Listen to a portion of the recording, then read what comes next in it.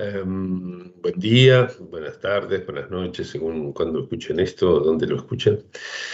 Em, la vez pasada presenté algunos argumentos que permiten sostener que la estructura no es real, como la piensa Lacan, sino imaginaria, una buena forma. Y discutimos varias consecuencias de erradicar el principio de placer en lo que Lacan plantea a lo largo del seminario 16, además de remarcar la distinción que él no siempre mantiene de manera muy tajante entre el significante y la letra, con los caracteres diferenciales que les resumí. Y también entre los dos tipos de rasgos contrapuestos en el seminario 9, que en un libro de hace unos 10 años resumí en una página, ¿no? Ese contrapunto. El rasgo binario universal y el rasgo de goce singular, o rasgo privativo. La llamativa consecuencia de esta manera de concebir las cosas es que deja de ser un objeto lo que en calidad de falta causa nuestro deseo, ya que si el significante amo, el S1, no es un significante, sino una letra, de esa réplica indicial eh, nace el deseo de gozar y sobre ella se constelan objetos para ese deseo, que nacen en concomitancia con ese deseo y no como causa de este, pero tampoco como aquello a lo que ese deseo apunta, ¿sí? Es como en paralelo, por eso lo planteo en este esquema. En el seminario 16, la pulsión deviene un mero montaje, productor de goce, un montaje en cuyo corazón no está el objeto A, como cree Lacan, sino la réplica indicial que lo sostiene, ¿sí? Pues el objeto es apenas una pieza de ese montaje. El placer de Lacan, del seminario de este año, no es el de Freud, como vimos.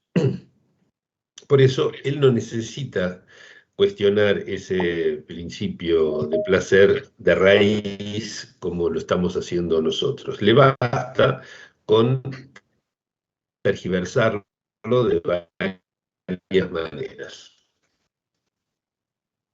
Sin embargo, ella nota que deducir la demanda de la necesidad, cosa que viene haciendo por años, desemboca en una aporía.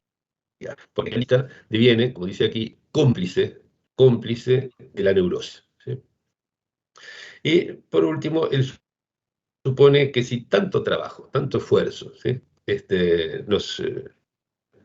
Nos toma el llegar a tomarnos unas vacaciones, tanto esfuerzo tenemos que hacer para tomarnos unas vacaciones, algo habrá cambiado en la cultura, que ya no acompaña la tendencia natural del placer. Pero les mostré que en la antigüedad las cosas no eran muy distintas, refiriéndoles el diálogo citado por Miller entre el filósofo Cineas,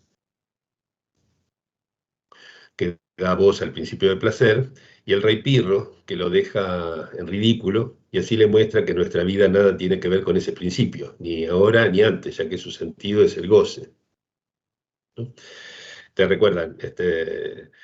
Pirro era un rey conquistador en Grecia que buscaba ampliar cada vez más el reino por medio de sus guerras, y el filósofo le dice, bueno, pero ¿para qué conquistar esto otro? Y él dice, para que después podamos conquistar esto otro más, y así siguiente. Entonces, y finalmente, ¿para qué todo esto? Luego podremos descansar, dice Pirro. Y entonces Cineas le dice, ¿por qué no empezar por el descanso directamente? Este, Es decir, que Cineas le da la voz al principio del placer, ¿sí? Y Pirro le muestra que eso daría como resultado una vida desinteresada, como la llamaba Diego Copo el año pasado, ¿no? Es decir, el sentido está justamente en el goce. Si nos quedáramos simplemente descansando, no habría ningún goce en el asunto. Bueno, eh,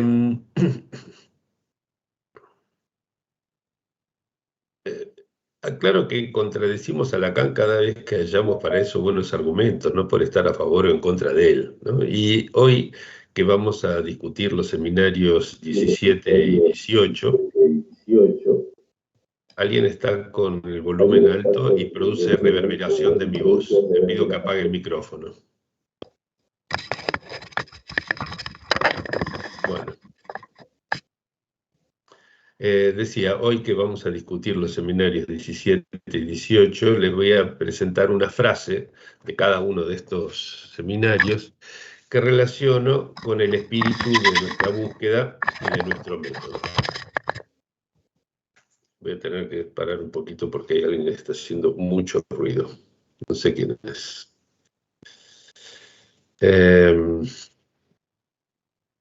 Bueno, espero que lo haya notado.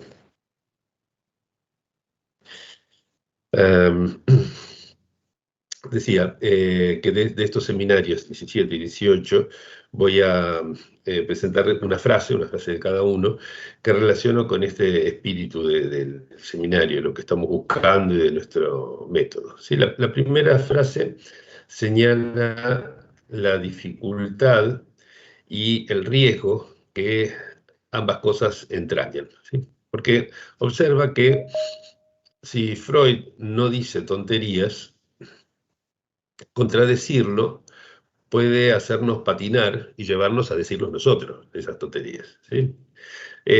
Con respecto a esto, digo que es un peligro que corremos a conciencia. Y la segunda frase tiene que ver con el motivo por el cual lo hacemos, ¿sí? Dice Lacan, seminario 18, que la verdad de una hipótesis se reconoce por el orden que da al conjunto del campo en que se la plantea. Y justamente es por eso que desde hace años propongo erradicar la hipótesis del principio del placer, que no hace más que chocar con nuestro campo, ¿sí?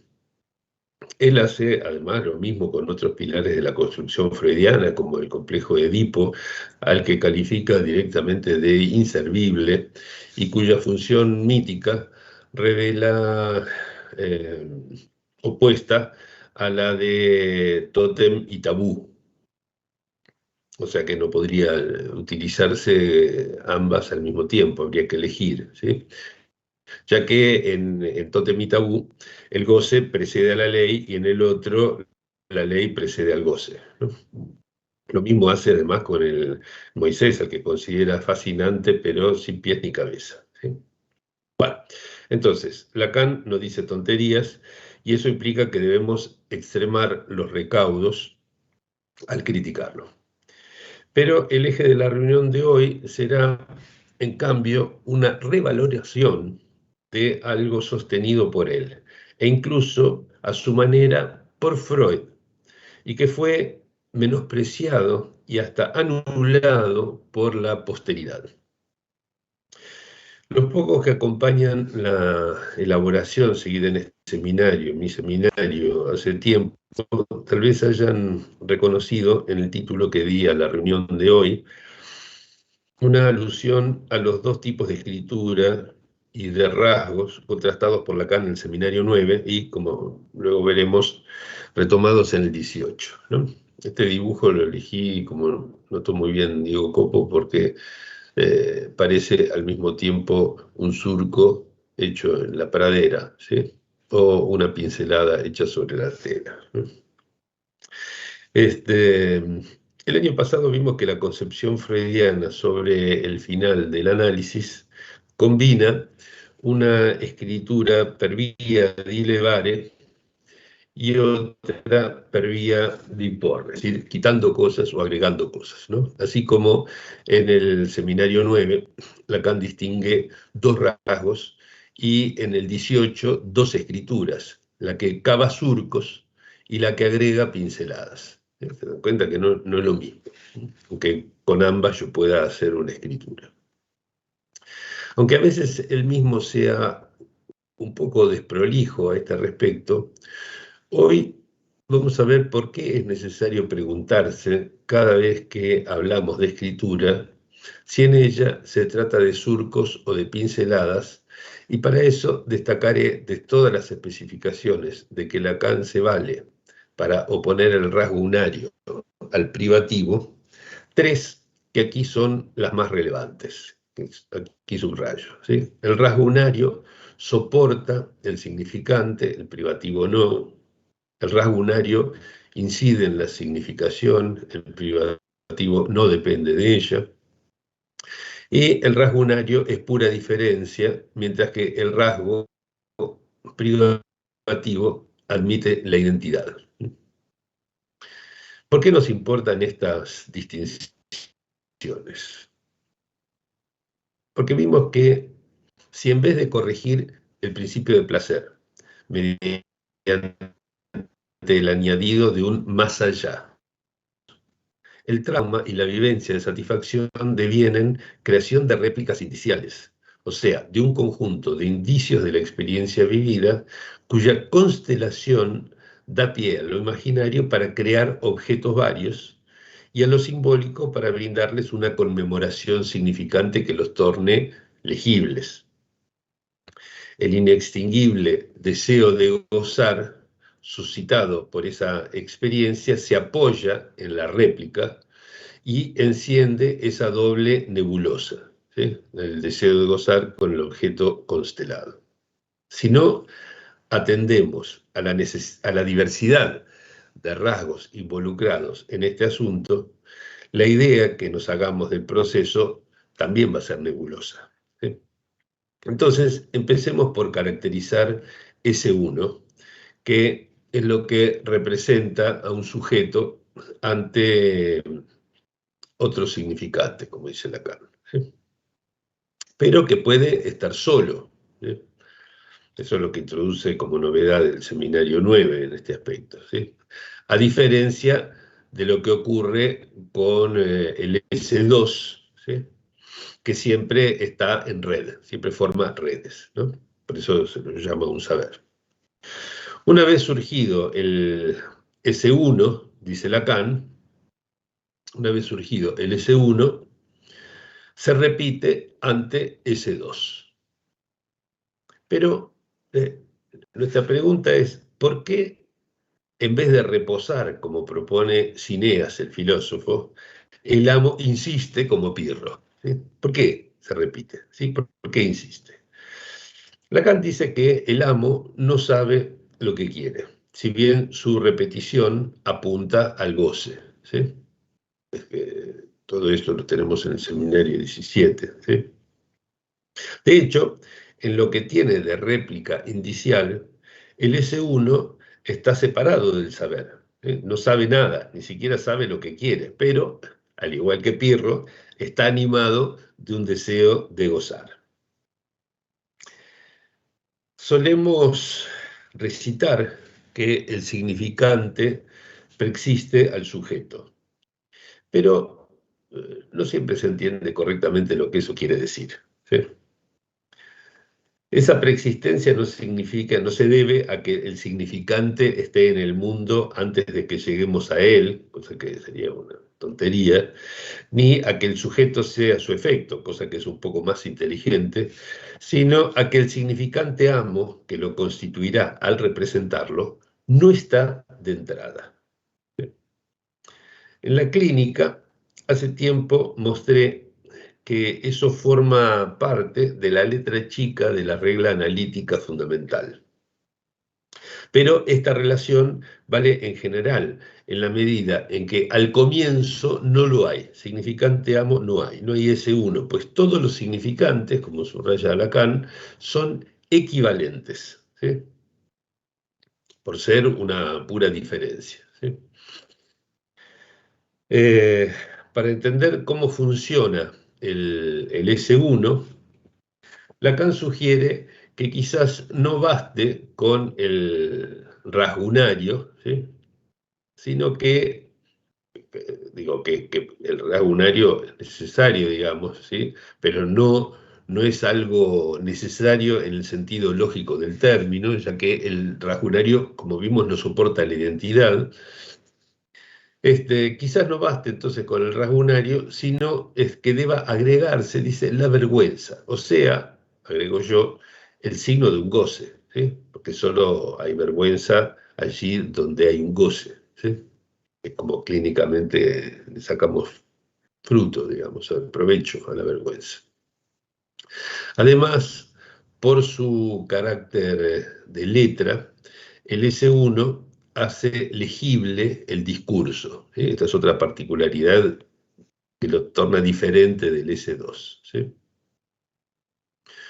En ocasiones, Lacan se enreda intentando diferenciar la letra respecto del significante amo, pero solo cuando olvida que no es un significante en sentido estricto, sino el núcleo de un aparato de goce.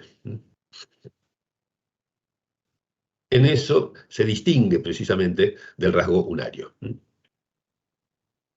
La repetición del goce depende de una marca. Esto depende de una marca, pero no de la correspondiente al rasgo unario, como propone Lacan, que es algo que atañe más bien al saber, ¿sí? No al significante de ambos.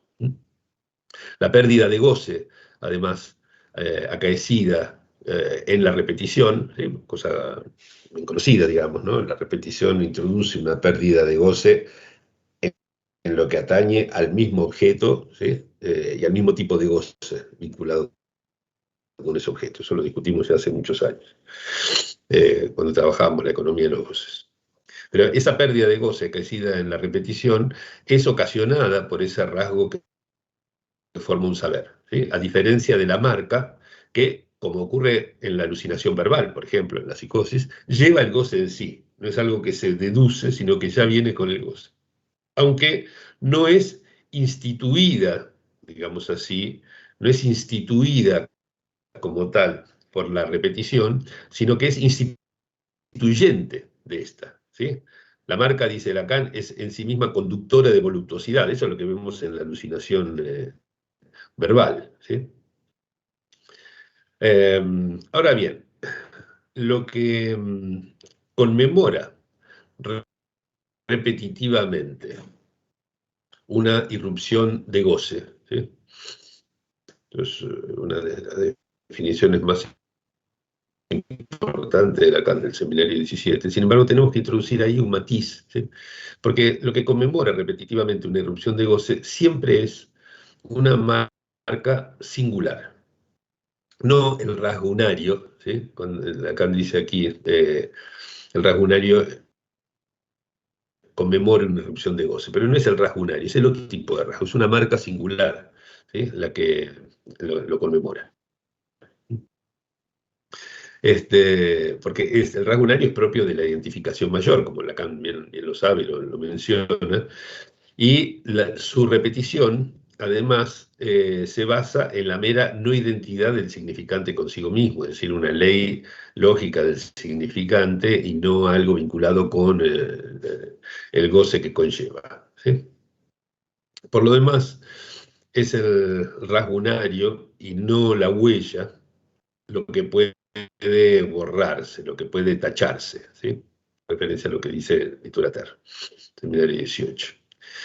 Del rasgo singular, Lacan da como ejemplo la caligrafía china, eh, dado que allí la singularidad del trazo, ¿sí? De la mano, aplasta lo universal del significante, ¿sí? Y así es como esa caligrafía introduce esa dimensión del no más de uno, ¿sí? La de lo singular, en el sentido aristotélico, que la verdad es una dimensión a la que ya dediqué 2 libros, así que eso me exime de detenerme en ella. Aunque, por supuesto, define la coordenada esencial en que se despliega todo análisis, ¿no? Bueno, entonces, lo que el rasgo singular, no el lagunario, ¿no? Sino el rasgo singular escribe el goce, ¿sí?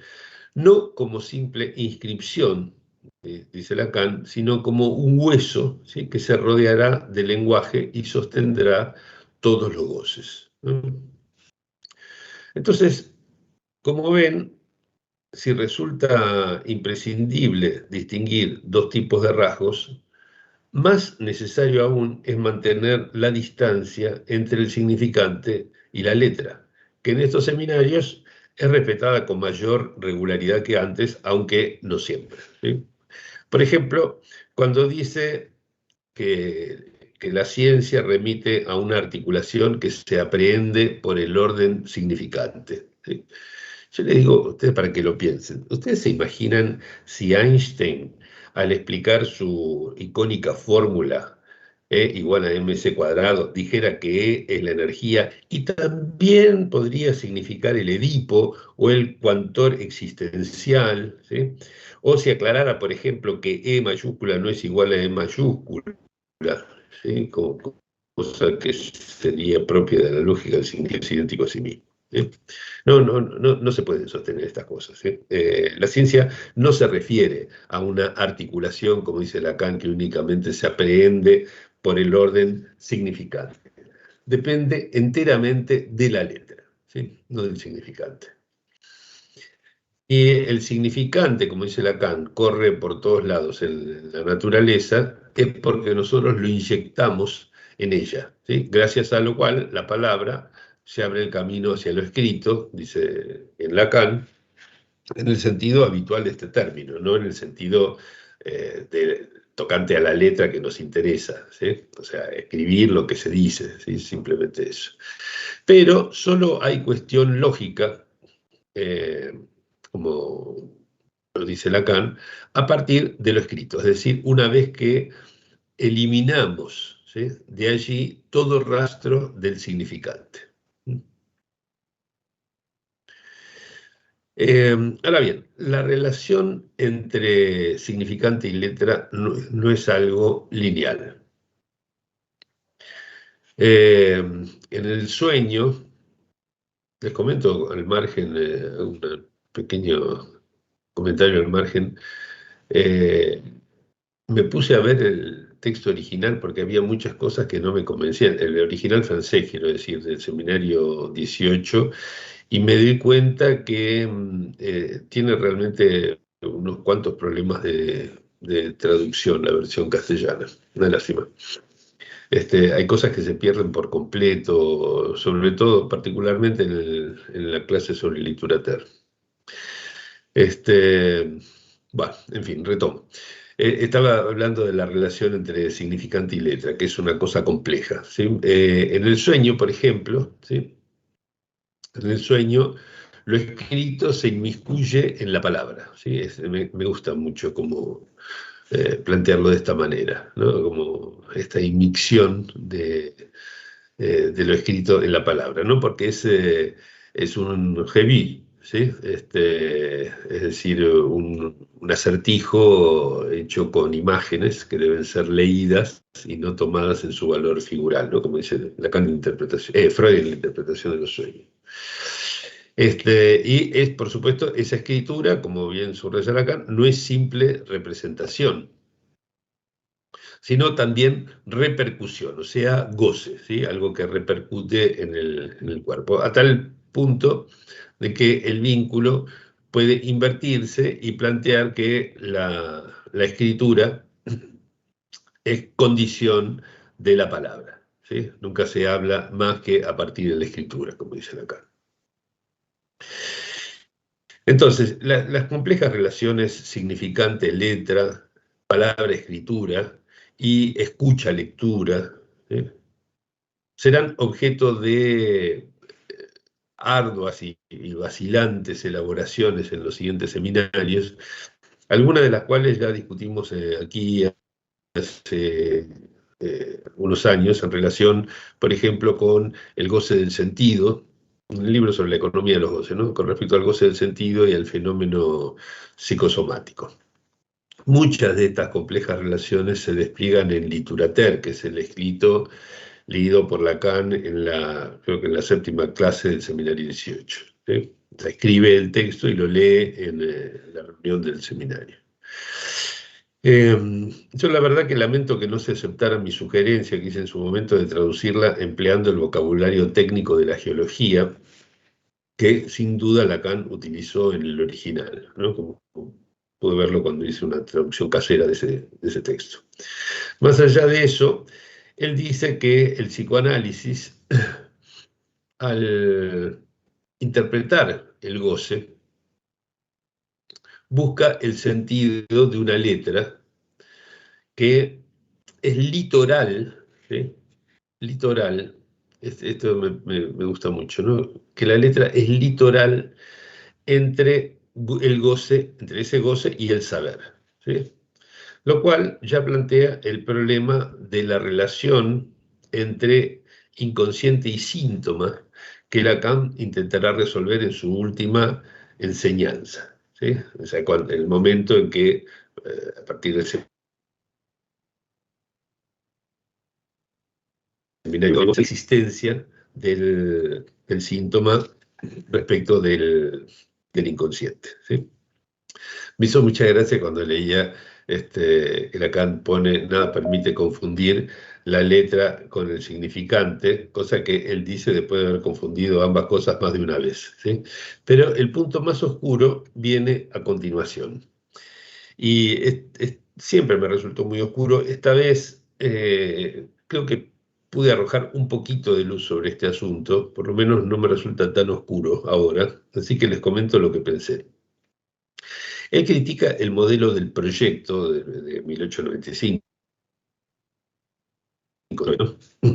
Eh, con sus facilitaciones, sus franqueamientos, como dice aquí, eh, porque toma esas facilitaciones como si fueran una impresión, ¿sí? Rutas impresivas, dice aquí, ¿no? Es decir, una pincelada, no un surco, ¿sí? Cosa que además allí Freud no plantea, ¿sí? Además la impresión, cuando hablamos de impresión, a diferencia de la pincelada, la impresión tiene una rigidez que la pincelada no tiene, ¿sí? Además de que es distinta del surco, pero tiene una rigidez porque cuando yo imprimo algo, tengo, por ejemplo, la- los, el original, ¿no? Que queda entintado, y luego eso se prensa sobre el papel y deja la marca. Al separarse tenemos la impresión, ¿no es cierto? Es decir, que entre lo impreso y lo que lo imprime, ¿no? Hay una especie de relación uno a uno, ¿sí? Como una correspondencia biunívoca, ¿sí? Entonces una impresión es una marca uno a uno, ¿no? Este, mientras que una pincelada, en fin, con respecto a aquello que estamos representando, no tiene ninguna relación, es más, podemos estar pintando cosas que no existen, ¿no? Eh, entonces, por eso, dice Lacan, porque no le gusta, digamos, pensar en el proyecto, la escritura como una impresión, ¿sí? Dice que él se vio llevado a tomar la metáfora de la escritura y por eso prefiere el modelo de la Carta 52, donde Freud lo que plantea son los signos de percepción como primera escritura o inscripción de lo que está en el mundo, ¿no? Y dice que los elige porque son lo más cercano que podía encontrar al significante, digamos, esos signos de percepción, ¿no? Cosa que en realidad no son, porque al ser escrituras son idénticas a sí mismas, digamos, propiedad de la cual carece el significante, ¿no? Hay alguien que volvió a abrir su micrófono o que ingresó recién con el micrófono abierto que se está escuchando un ruido. Te pido que lo apaguen. Gracias.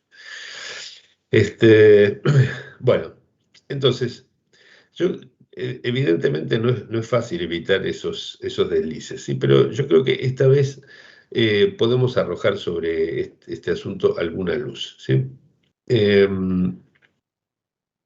Ahora, lo voy a retomar esto, ¿no? Lo más relevante en el plano clínico es lo que se apoya en la imagen de la erosión, ¿sí? La erosión que produce la lluvia, ¿sí?, que cae de las nubes, ¿sí? ¿No? La idea de Lacan volvía de Japón, mira las estepas de la llanura siberiana del avión que pasa por ahí arriba, ¿no? Entonces se imagina que de las nubes, que son como el significante, cae la lluvia, ¿sí? Y eso deja una erosión, una escritura, ¿sí? Y dice, bueno, de la ruptura, ¿sí?, de la ruptura de esas nubes, ¿no?, como cuando rompe la tormenta, ¿sí?, llueve y eso deja una marca significante, ¿sí? Entonces, el goce ligado a la ruptura del significante por medio de la escritura, ¿sí?, es lo que es evocado, ¿sí? Dice, lo que se evoca de goce cuando se rompe un semblante es lo que en lo real se presenta como erosión, ¿no? Este es el punto, digamos, del terre, de litura terre, ¿no? Porque el texto está armado por la conjunción entre, además de que es como una anagrama de literature, ¿no?, de literatura, está uniendo litura, que es tachadura, o sea, como si fuera una pincelada, con terre, que es donde se produce el surco, ¿no? O sea, mezcla los dos modelos de la escritura, las dos formas de escribir, ¿no? Per via di porre o per via di levare, respectivamente, ¿sí?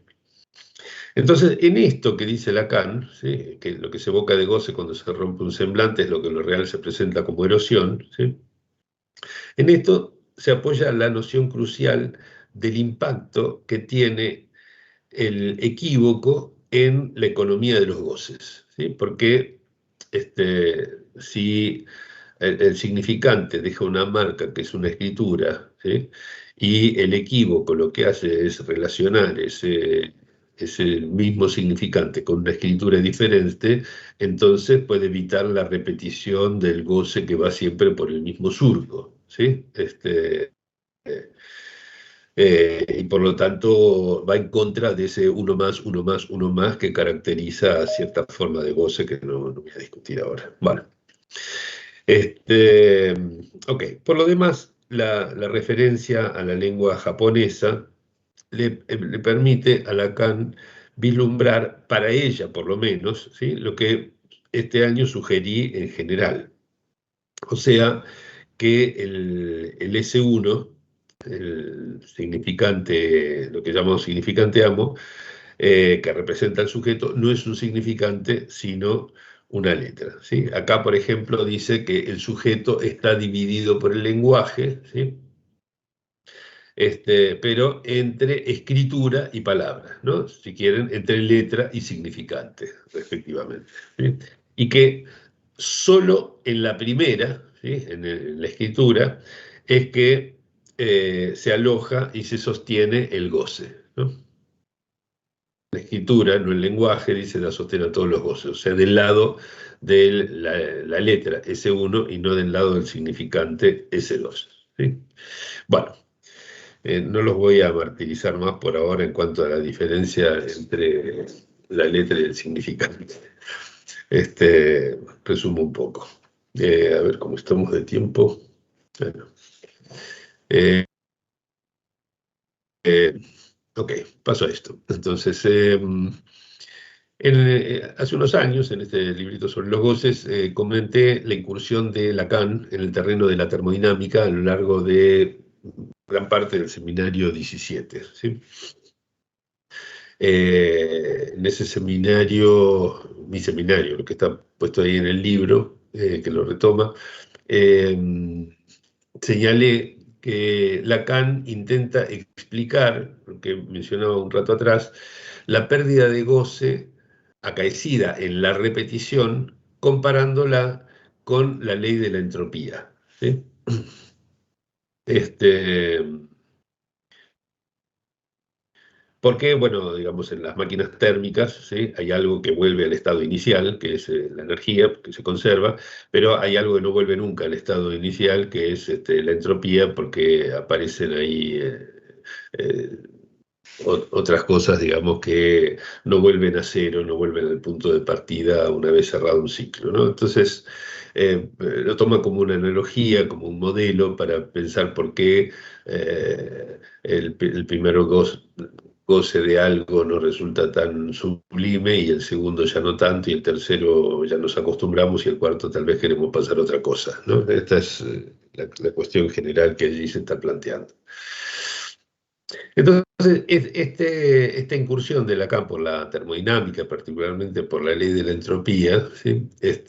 Mostré en su momento que lo llevan a él a meterse en ciertos impases que finalmente terminan convenciéndolo de lo contrario, de lo que él pensaba hacer con ese instrumento, ¿sí? Y le sugieren más bien estudiar una economía de los goces, o sea, algo que permite mantener la constancia de los goces, como la energía, no como la entropía, ¿sí? Una economía de los goces en la que la pérdida de repetición, que es verdad, existe, pero se compensa por el incremento de otro goce o de otros goces, ¿no? Entonces hay pérdida de goce en la repetición de un goce, pero hay más de un goce y por lo tanto lo que se pierde acá se puede recuperar por otro lado, ¿no? Esa es la idea, en resumen, digamos, de esa incursión. Lacan sostiene que de esa pérdida de goce nace la noción del objeto perdido, ¿sí? Del objeto perdido freudiano, y que ese efecto entrópico relaciona el plus de gozar con una pérdida a recuperar, ¿no? Es decir, así como uno puede plantear que la plusvalía que es extraída por el capitalista del trabajo del asalariado, del proletario, puede ser buscada como crear el afán de recuperarla en los obreros que querrían hacer la revolución, digamos. Este,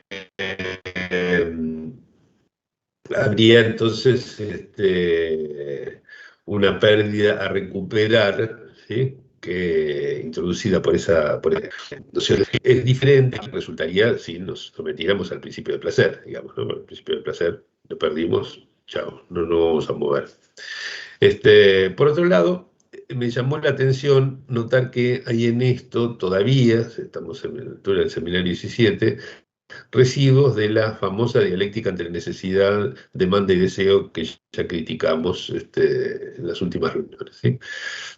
Bueno, aquí Lacan piensa el lenguaje como demanda fracasada, demanda que fracasa, ¿sí? Cuya repetición engendra la pérdida que da cuerpo al plus de goce.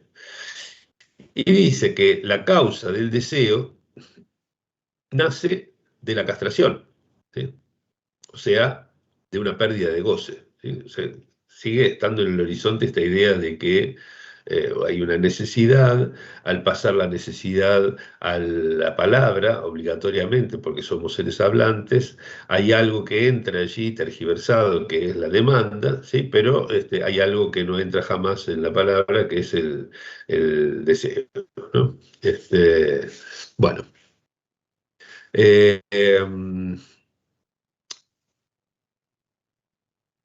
Como ya vimos hace un rato, ni el mito edípico ni el de la horda primitiva son modelos convincentes de estos avatares del goce, ¿sí?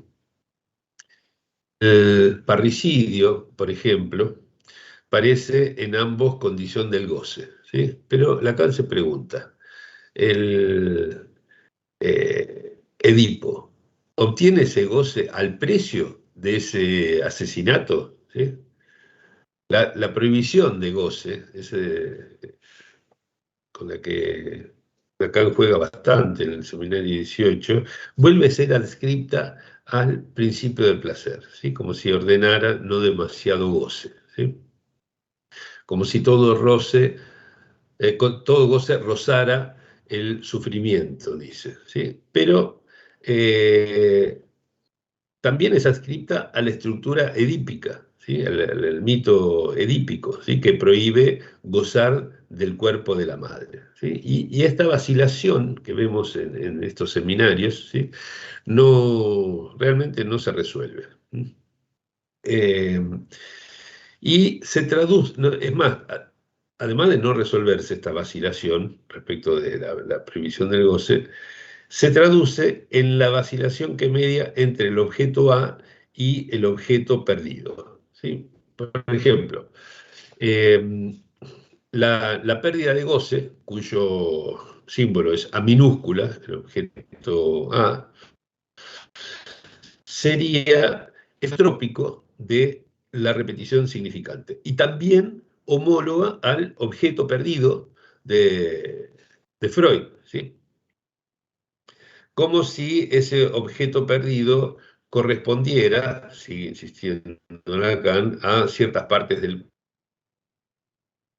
cuerpo función por la madre, ¿no? Es un modelo realmente que puede guiar los espíritus inicialmente para dar alguna imagen de algo aprehensible para la intuición, pero que termina extraviando, ¿sí?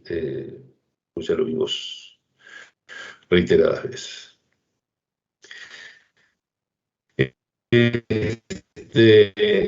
Y en lugar, ¿sí?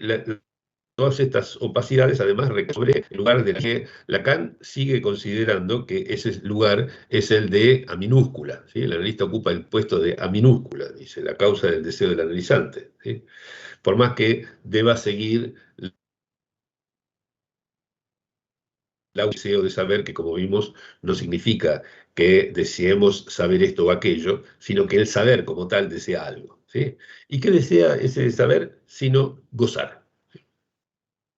En síntesis, podemos decir que el deseo de saber, en el sentido de genitivo objetivo, ¿sí? Es el saber el que desea, ¿sí?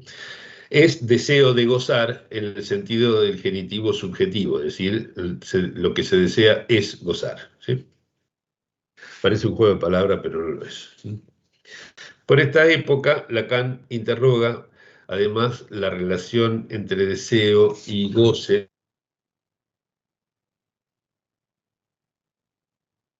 Casos se acercan a esta noción de deseo de gozar que venimos discutiendo el año pasado.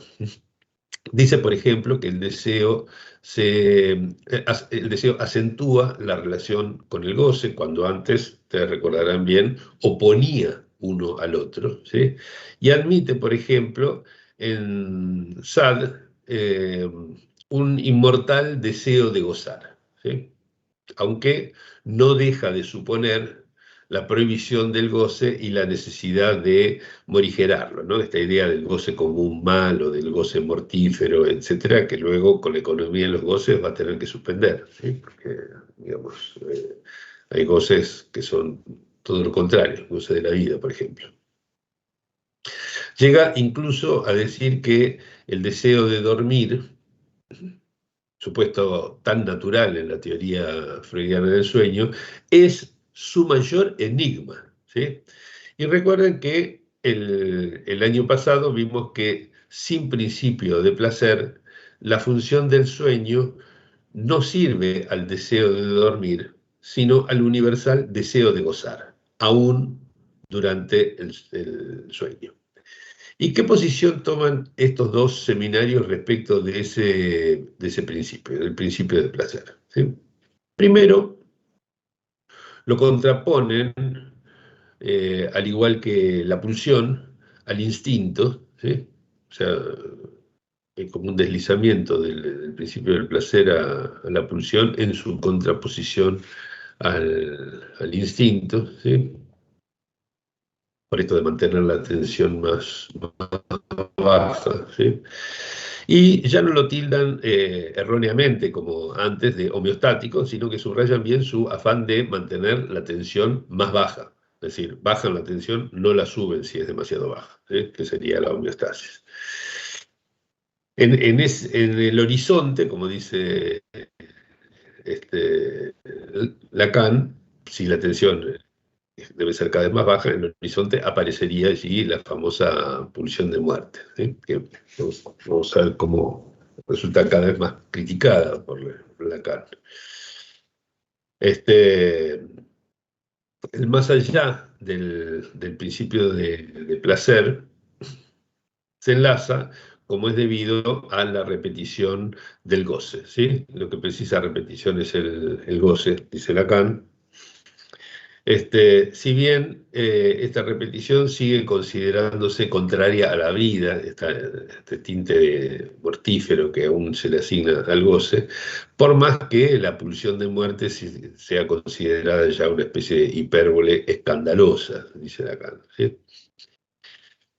Pero el goce parece sobrepasar la tensión mínima, no máxima, fíjense que dice, la tensión mínima requerida por la vida. Y en esto Lacan se enreda, igual que Freud, ya que el fracaso es inherente al carácter inagotable del deseo de gozar. ¿Sí? O sea, ese fracaso del principio del placer es, digamos, inherente al carácter inagotable del deseo de gozar. ¿Sí? La misma confusión, además, es extrapolada al animal. ¿Sí? Este, bueno, en fin. Además de incurrir en el mismo equívoco de Freud acerca del término economía, ¿no? ¿Se acuerdan? Redistribución, consuma constante o tendencia al ahorro, ¿sí? Como lo vemos aquí en este párrafo. Lacan iguala el principio de placer y la aspiración a minimizar el goce, ¿sí? Digamos, obtener, como dice aquí, el menor goce, ¿sí? Cuyo exceso le parece algo temible, ¿no? Sabe Dios a dónde nos llevaría, dice. El más allá de ese principio de placer es bien situado como una repetición que conmemora una irrupción de goce. Ya mencioné esta frase, que conmemora una irrupción de goce, ¿sí? Una irrupción entonces escrita, ¿sí? Como elemento de escritura, dice. Pero la claridad se pierde cuando vuelve a ligar el displacer con el dolor, cosa que vimos que es necesario separar ya desde Freud mismo, sin llegar a Lacan, y cuando hace del placer la ley del mínimo esfuerzo que verdaderamente no se sostiene. Bueno, reaparece esa claridad cuando Lacan hace del hedonismo, que sería la realización del principio del placer, un mito filosófico, como dice. Y vuelve a perderse cuando considera el goce repetido como un goce peligroso, ¿sí? Por sobrepasar la excitación mínima, ¿sí? Lo cual significa, además, entiendan esto, ¿no? Que el goce allí es entendido como una descarga, ¿sí? Ya que sólo así resulta un peligro franquear el valor mínimo, ¿sí? Cosa que además es coherente con la primera definición del goce como satisfacción pulsional, satisfacción que en términos freudianos solamente puede darse por medio de una descarga, ¿no? Bueno, o sea, en definitiva, este recorrido errático parece ser el único impedimento para desembarazarse por completo del principio de placer y de la pulsión de muerte, ¿sí?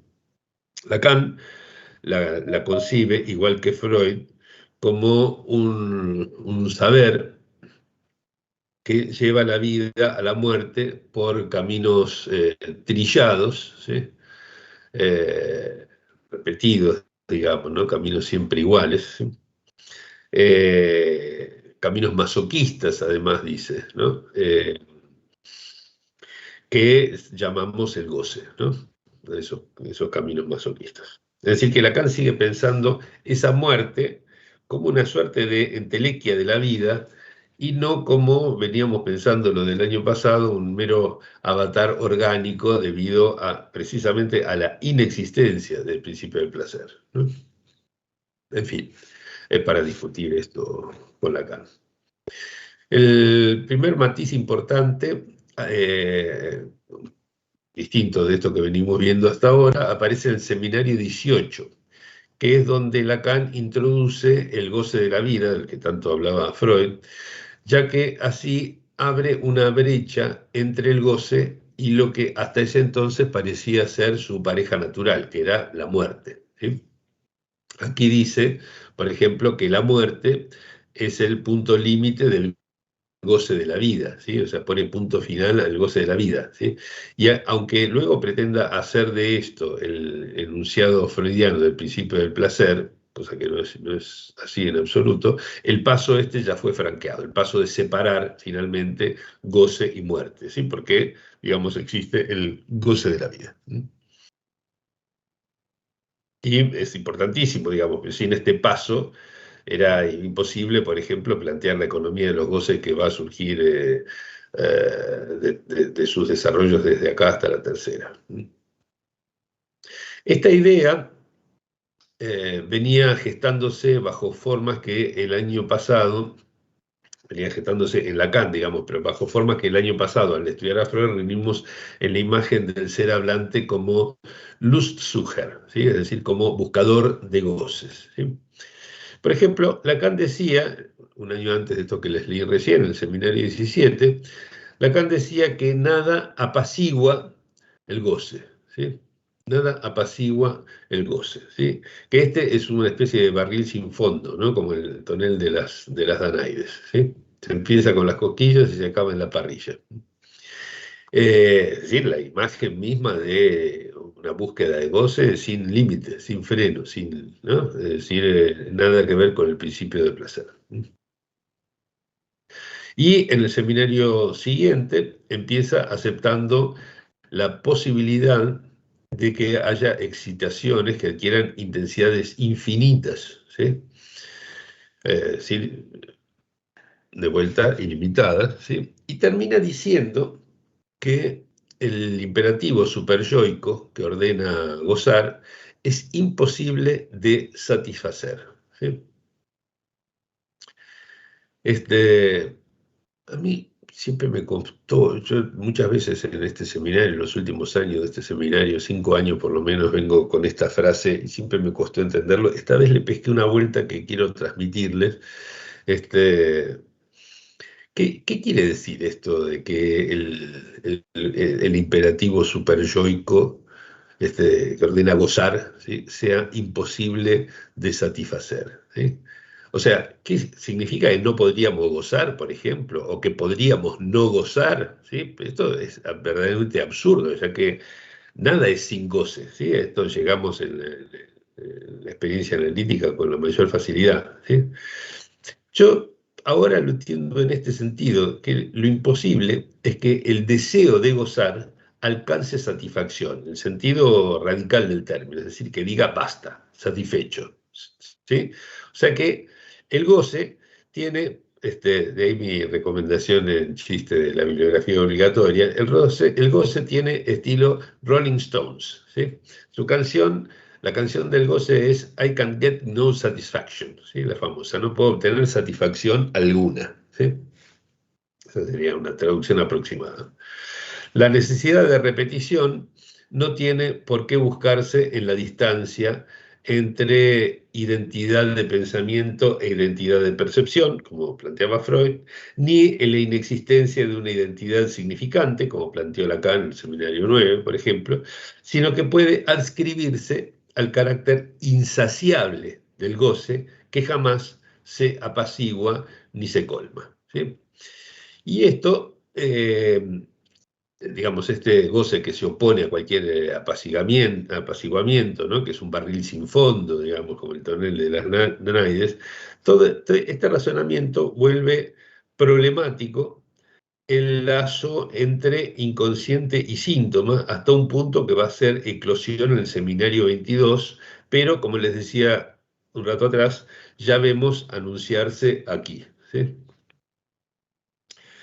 En otras palabras, si hay un goce, eh, fíjense, en esta bifurcación de aquí va a ser prácticamente la imagen que acompaña el planteo de Lacan en RCI, ¿sí? Cuando plantea la existencia del síntoma respecto del inconsciente. Ya llegaremos a eso. Pero si hay un goce, ¿sí? Presente en la repetición significante, ¿sí? La que escuchamos todo el tiempo, ¿sí? Repetición significante que es la repetición propia del inconsciente, ¿sí? ese goce, entonces, no puede ser de la misma índole que la repetición de goce que es propia del síntoma. Son dos cosas distintas, ¿sí? De hecho, cabe llamar al primero goce del sentido, ¿sí?, al de la repetición significante, y al segundo goce fálico, ¿sí?, el goce del síntoma, por lo menos a la altura de lo que plantea Lacan en RCI. Y aquí Lacan, conservo este esquemita, lo tiene aquí chiquitito, aquí Lacan dice que de la articulación significante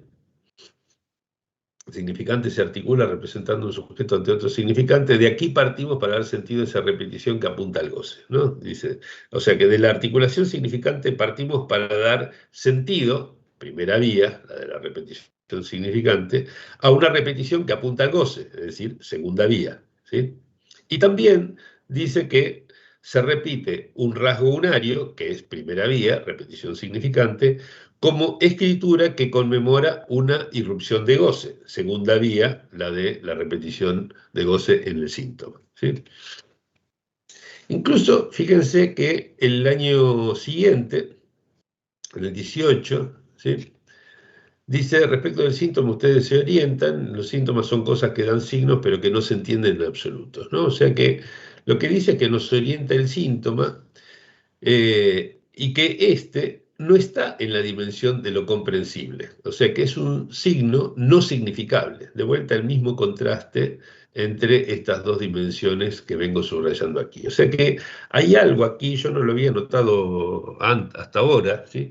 Hay algo ya aquí en estos seminarios 17 y 18 que prepara, por así decirlo, no porque Lacan ya lo tuviera en mente, porque iba construyendo siempre sobre la marcha, pero que ya empieza a plantear la existencia posible del síntoma respecto del inconsciente, ¿sí?, lo que va a plantear con todas las letras en la famosa clase del 21 de enero de 1975, en RCI.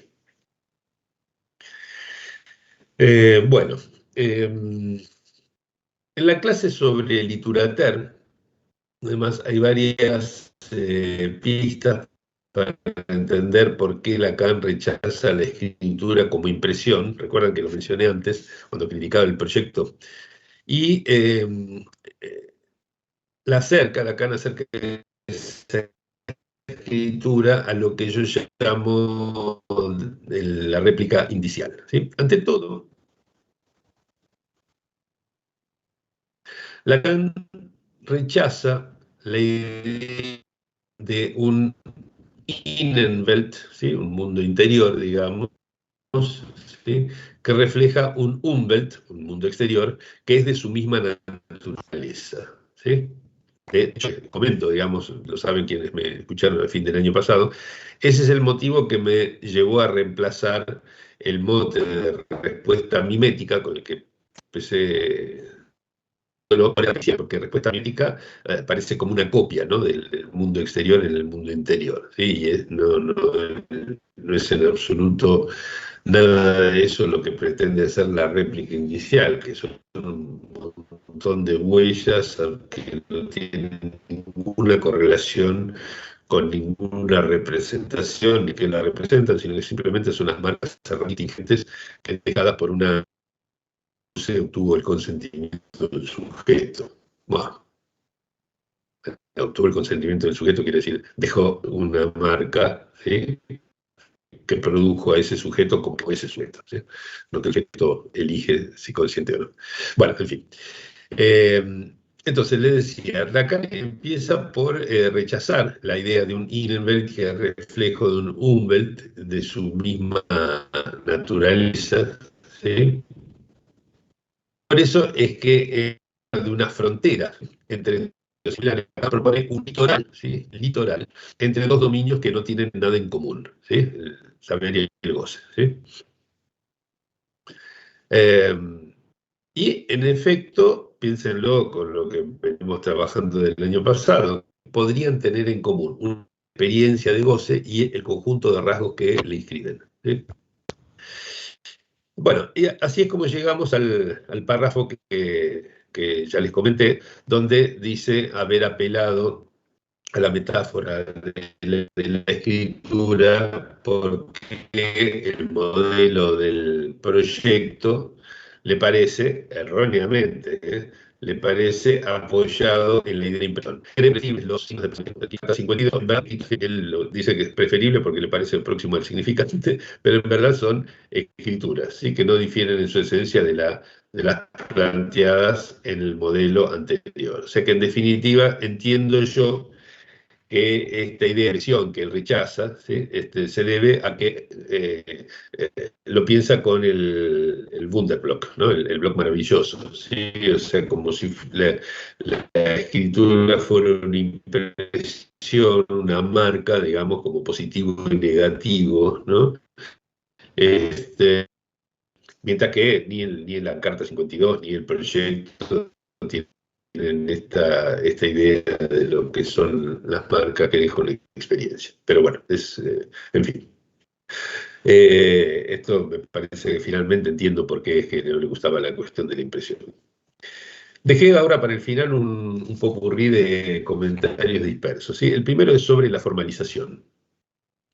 Lacan dice que una vez formalizado el discurso, en la estructura hallamos ciertos elementos de impiedad, ¿sí? Te comento, yo consideraba en validación de que la estructura era real, lo que discutí la otra vez, pero ahora pienso que la formalización misma es un fenómeno imaginario, ¿sí? Es hallar la buena forma en que subtiende ese discurso, ¿sí? Lo ejemplifiqué con algunas frases, con la estructura de algunas frases, la estructura sintáctica y gramatical y lógica de algunas frases la otra vez. Eh, Dentro de ese simbólico, producto, digamos, de la buena forma imaginaria, digamos, producto de la horma en que se metió al discurso, ¿sí? Habrá imposibilidades que podemos llamar reales, claro, por supuesto, ¿sí? Pero me parece que esto abona la noción de la estructura como imaginaria, ¿sí? En este popurrí, lo segundo es que Lacan vislumbra en el sujeto japonés lo que el año pasado conjeturamos como una posibilidad general si se erradica el principio del placer. Es decir, que no haya nada reprimido que defender, ¿sí? Es decir, no necesitamos pensar ni en represión ni en defensa si eliminamos el principio del placer, ¿sí? Las cosas pasan tienen una estructura diferente. Tercer punto, mi querido Super Yo. Como saben, y hoy recordé algo de eso, hace tiempo sugiero que tal vez sea una instancia superflua, ¿sí? Sobre todo si se radican ese principio del placer y sus consecuencias, ya que lo que queda, digamos, de las funciones del Super Yo podría reducirse a una mera réplica indicial. Bueno, y la cuestión es que al final del seminario 18, Lacan observa que la gran innovación de la segunda tópica es el superyo, ¿sí? Lo cual equipara con la mera compulsión de repetir. ¿Y repetir qué? Repetir un goce, ¿sí? O sea, el imperativo superyoico es imposible de satisfacer, según vimos, debido al carácter inagotable del deseo de gozar, ¿sí? De modo que réplica indicial y deseo de gozar juntos podrían jubilar al superyo, ¿sí? De la provocación que sigue, la del Eclesiastés, con la que se cierra ese seminario, no voy a decir nada porque yo lo comenté hace poco en ese librito de Nobel. Mi penúltimo comentario atañe a lo que vengo llamando el tobogán biológico, inaugurado por Freud, que discutimos el año pasado. Eh, Lacan subraya, exagerando realmente, que en Freud el sexo no es una función biológica, ¿sí? Y luego busca de igual modo depurar de biología bien el inconsciente, ¿sí? A pesar de los traspiés freudianos, ¿no? Como lo mismo tiene al final un tropiezo semejante cuando admite una irreductible necesidad en la relación sexual, ¿sí? En fin, digamos que esté libre de culpa y cargo, que arroje la primera piedra, podemos decir. Que esté libre de tobogán biológico. Bueno, y concluyo con unas referencias a la economía cuyos avatares en Freud y Lacan acompañamos ya varios años, ¿sí? Asistimos aquí a un esfuerzo de Lacan por precisar sus términos mientras lidia con las leyes de la termodinámica, ¿sí? Como vimos. Por ejemplo, no decir que la matemática recante de significarse así. Él nota que eso es absurdo, digamos, que eso está en infracción respecto de la función misma del significante, digamos. No puede un significante significarse a sí mismo, ¿sí? Y nosotros, en efecto, vimos que se trata de letras cuyo estatus es muy diferente.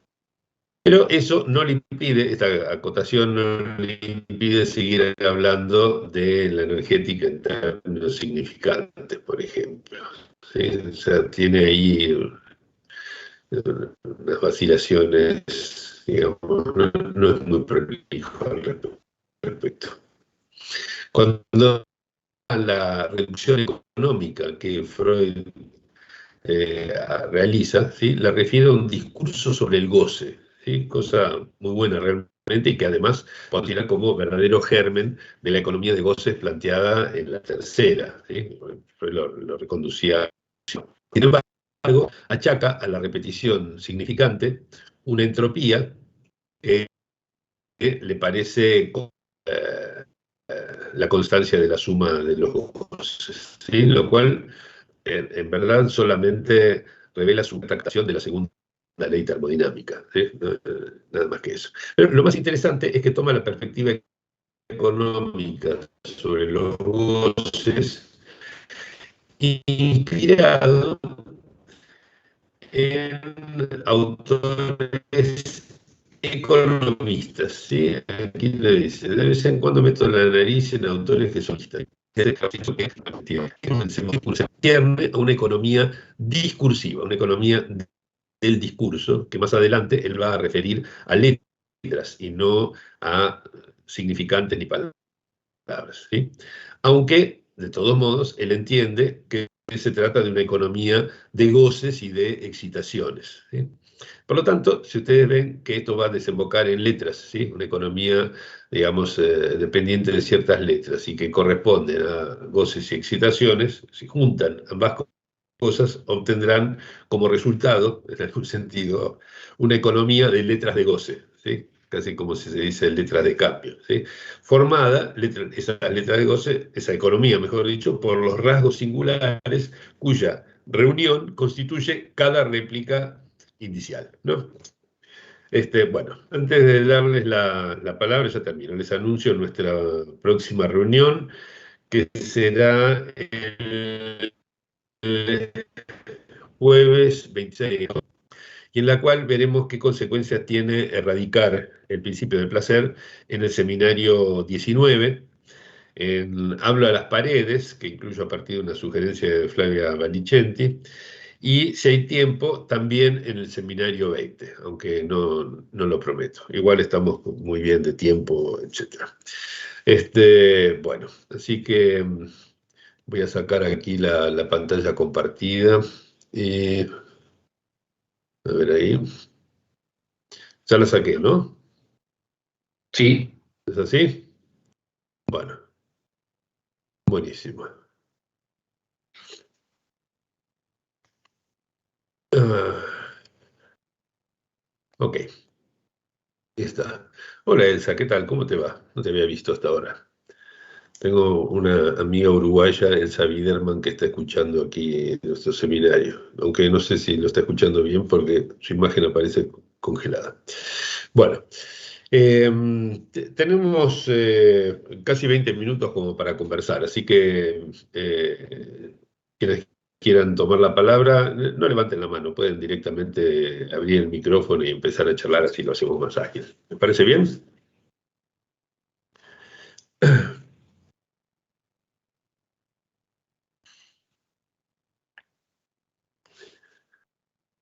A ver, si prende la cámara también es mejor.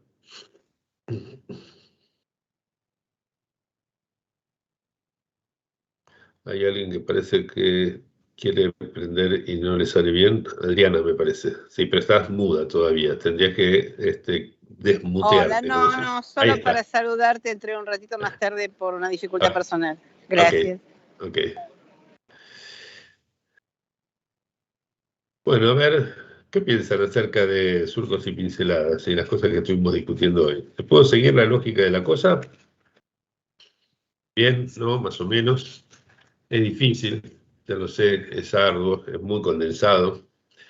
Este, seguramente vamos a tener bastante tiempo de discutir algunas de estas cuestiones en las reuniones de final del año, porque al ritmo que vamos terminaremos con los últimos seminarios de Lacan, tal vez para principios de octubre. Así que hay muchas chances de que tengamos 2, 3 reuniones como para retomar todo en discusión. Yo entré un poquito tarde en relación a esta diferenciación entre rasgo unario y marca inicial, ¿no? Después lo volveré a escuchar. Ok.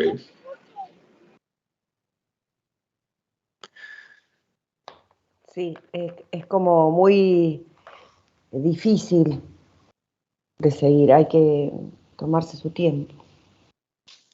Sí, sí, sé que exijo bastante de esto.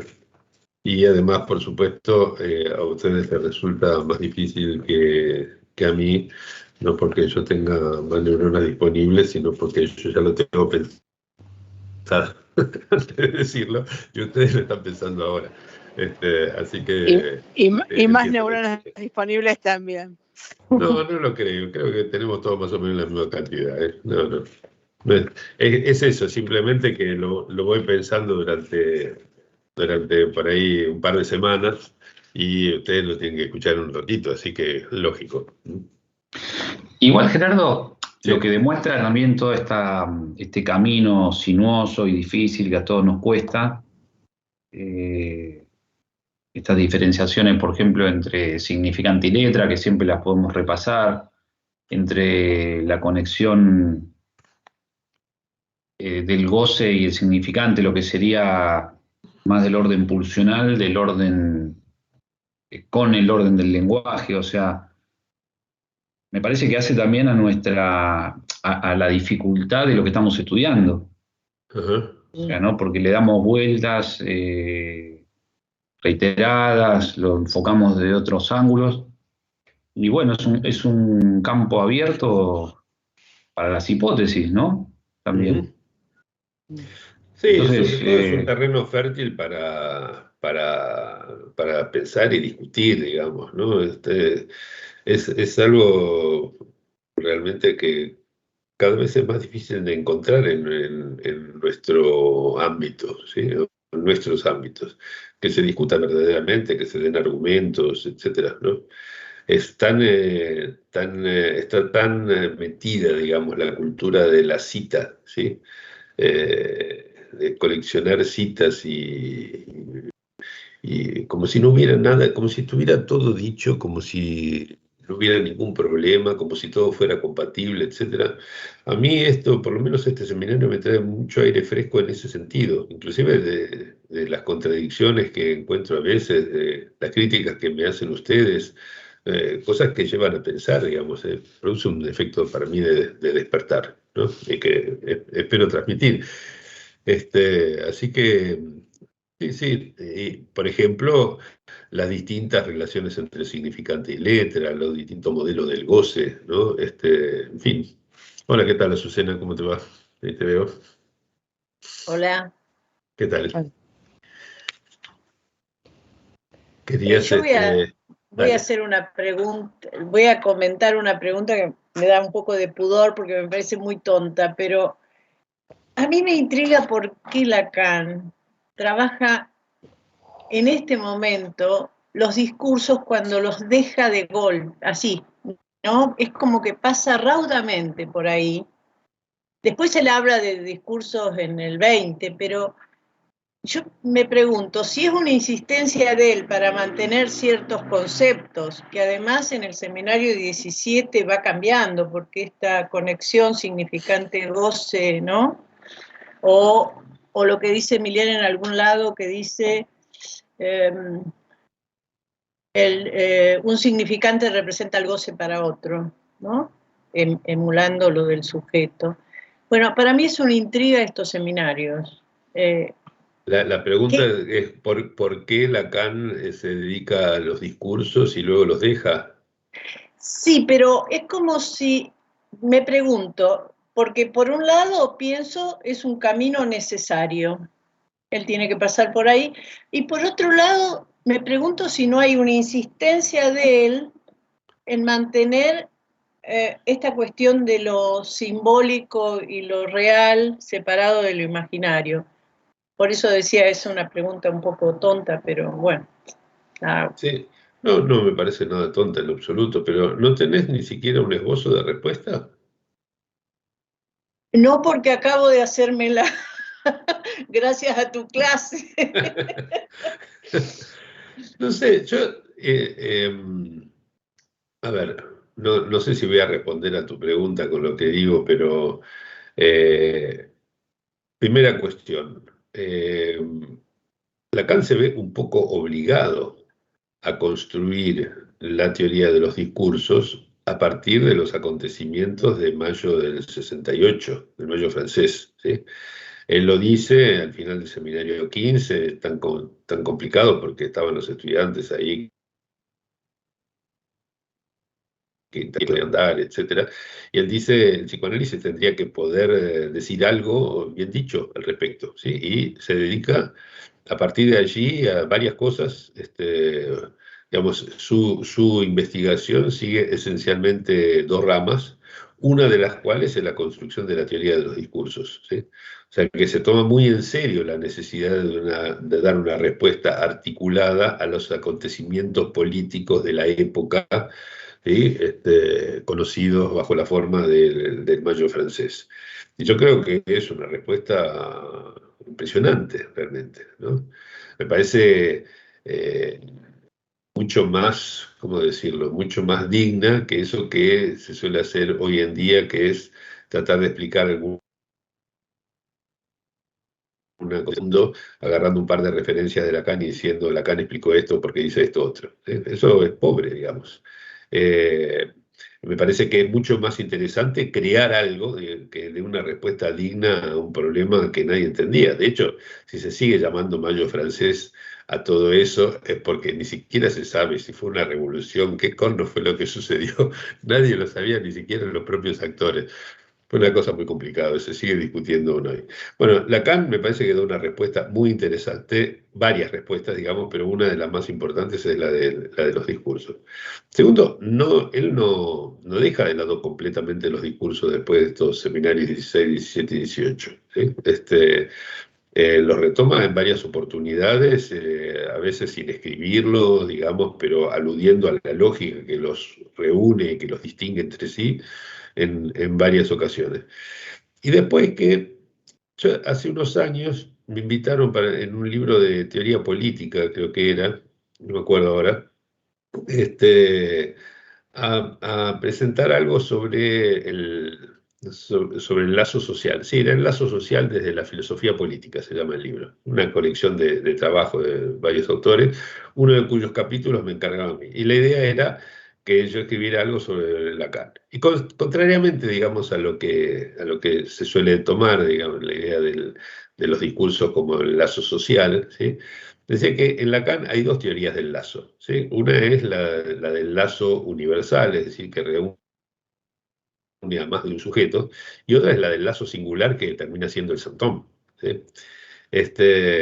Y entonces me parece que pensar la tensión entre lo universal y lo singular, que es una carretera principal del pensamiento lacaniano, en términos de la tensión entre lazos diversos, ¿sí? También en un momento necesario más allá del mayo francés, ¿sí? O sea que hay una razón contingente, ¿sí? Pero hay además una razón necesaria que después le lleva a especificar, por así decirlo, la diferencia entre un lazo singular como el del Santón y esos lazos sociales que son universales, ¿no?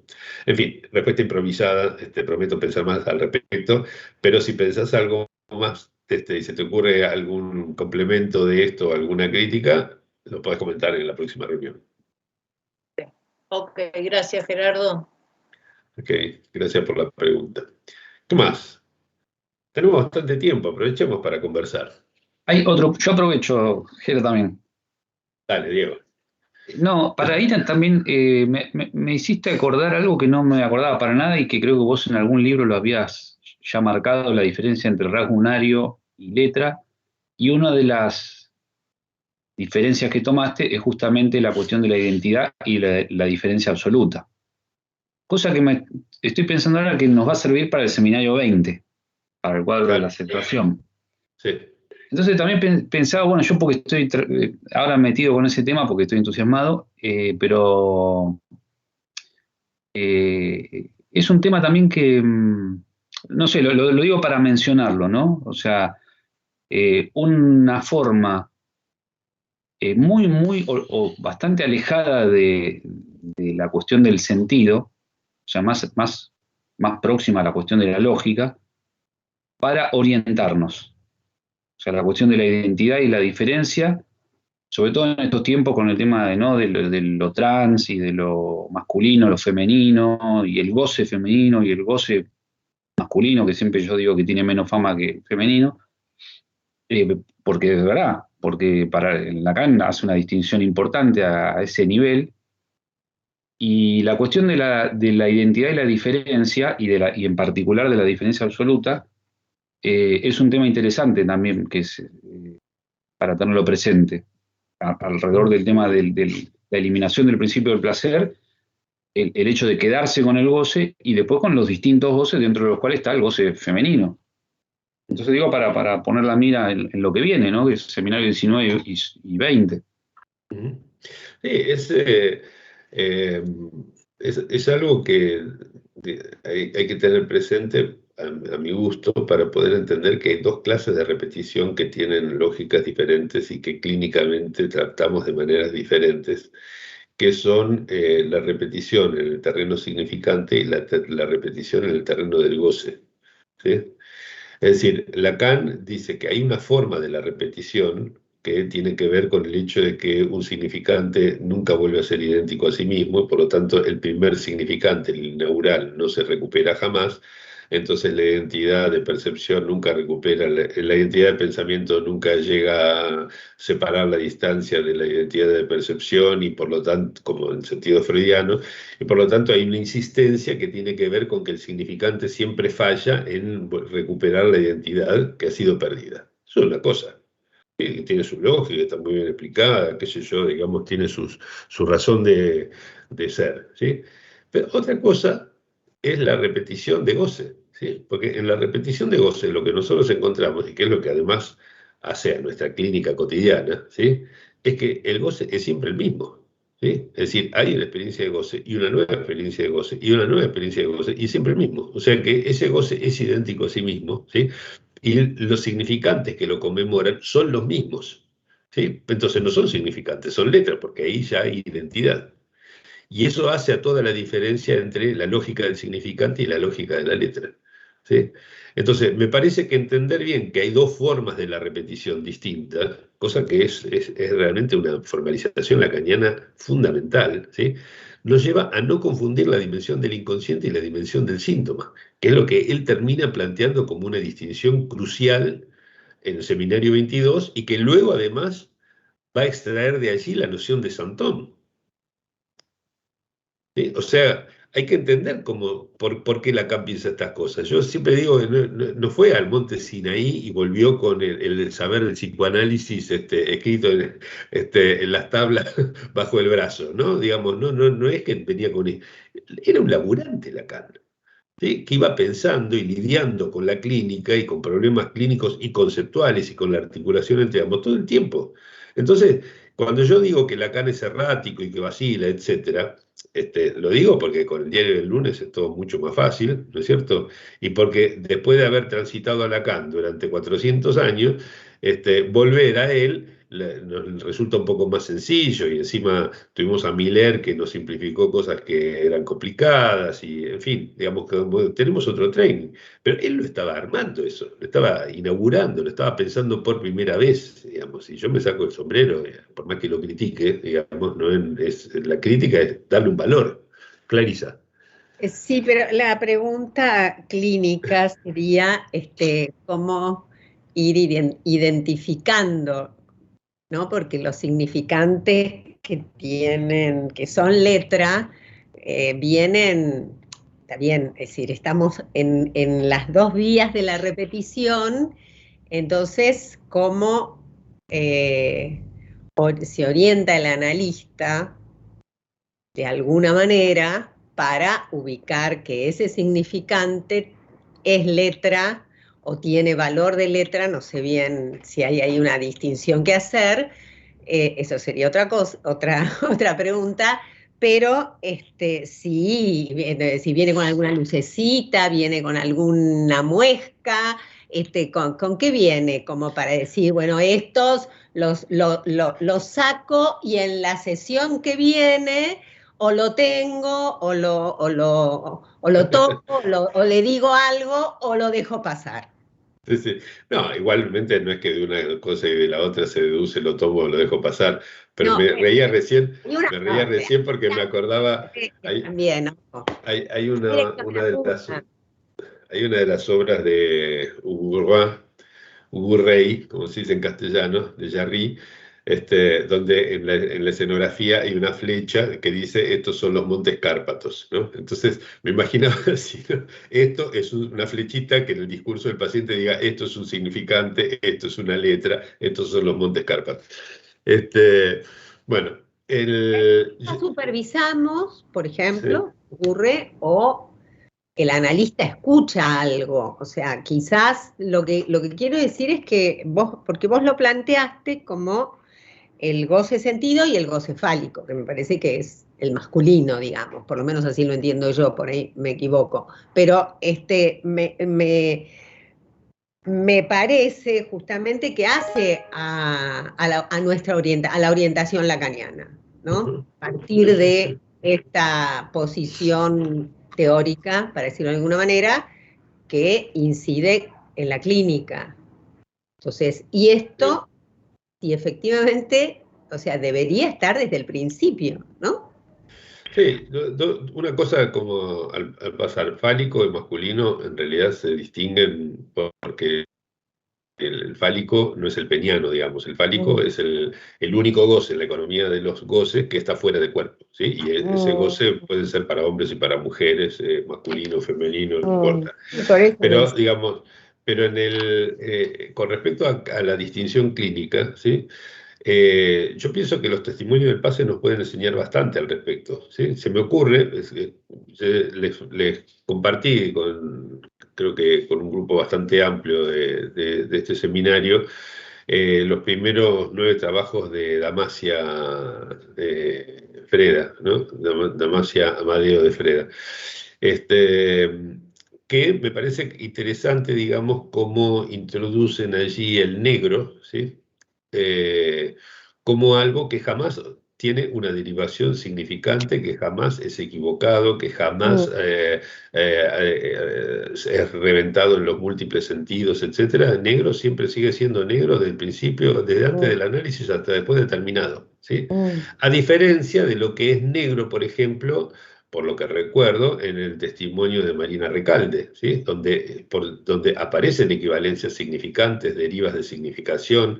Me acuerdo, por ejemplo, que negro tenía que ver con el color de la piel, tenía que ver con el padre, tenía que ver con Schwarzenegger, ¿no? Que es, como le decían una vez, que se había sobrepasado un poco en el gimnasio. Es decir, negro ahí es algo que entra en una red de significantes y con múltiples significaciones, equivocables, digamos, ¿sí? Cosa que no ocurre con el negro en el caso de los testimonios de Damasia. No es algo que acepte el equívoco, no es algo que, digamos, que aparezca en sus diversas significaciones, que se haga estallar en sus distintos sentidos, etc. Bueno, ahí tenemos un lindo contrapunto entre lo que es un significante y lo que es una letra. ¿Sí? Me parece a mí que en los testimonios del pase tendríamos que poder distinguir, digamos, si lo que está en juego es un significante que forma parte del inconsciente y de la repetición significante, o si se trata de una letra de goce. ¿Sí?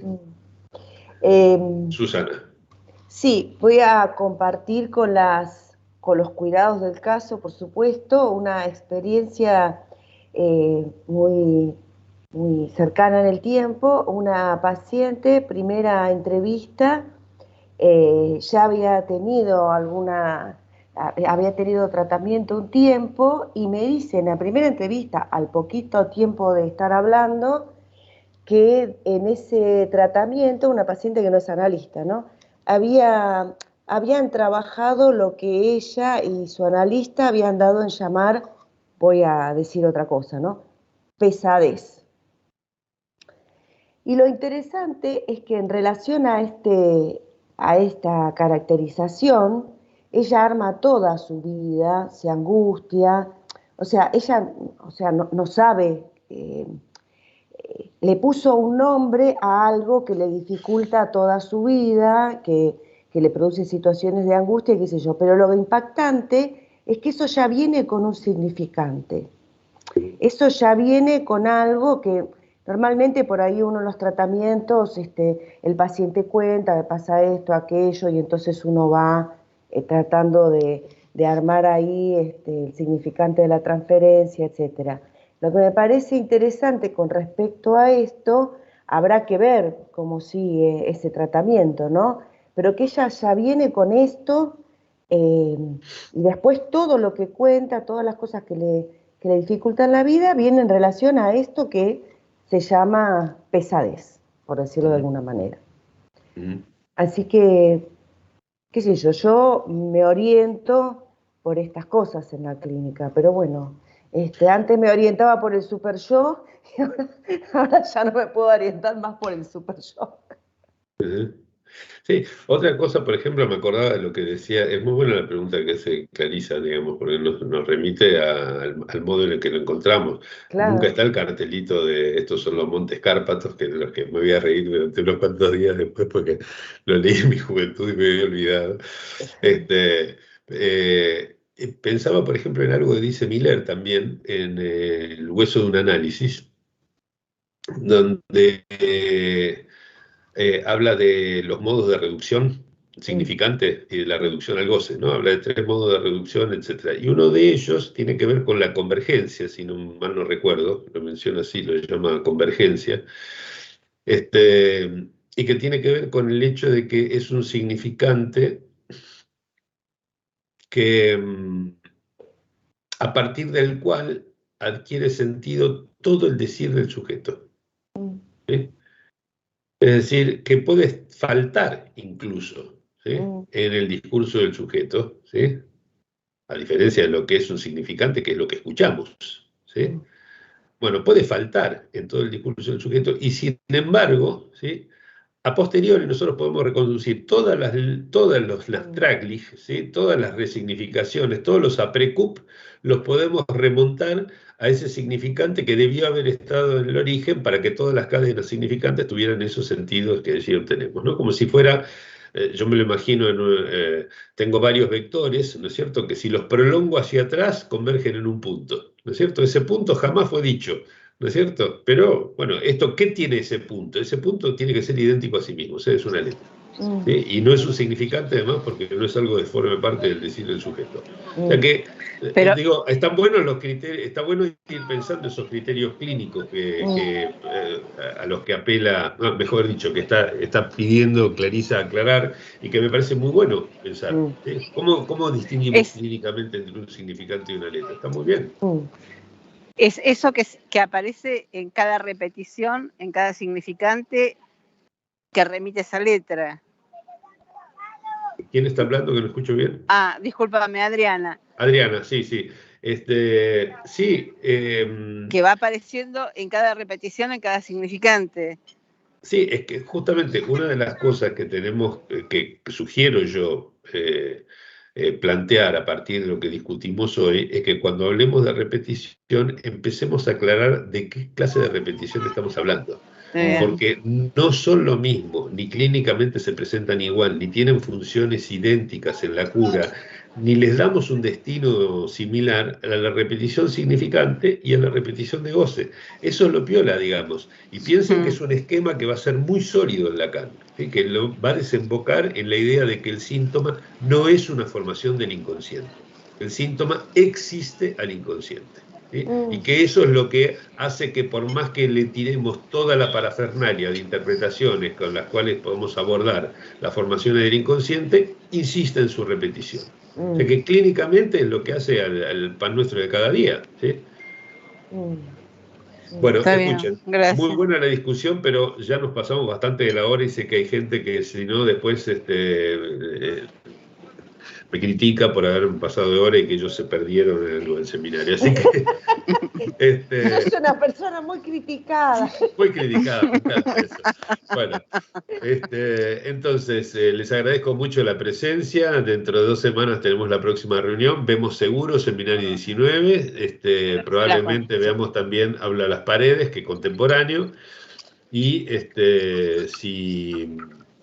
si llega a dar el tiempo, vemos algo del 20 como esperaba Diego que lo hiciéramos. ¿Ok? Bueno, nos vemos. Gracias a todos Gerardo. por estar. Gracias, Chao. Hasta luego. Hasta luego.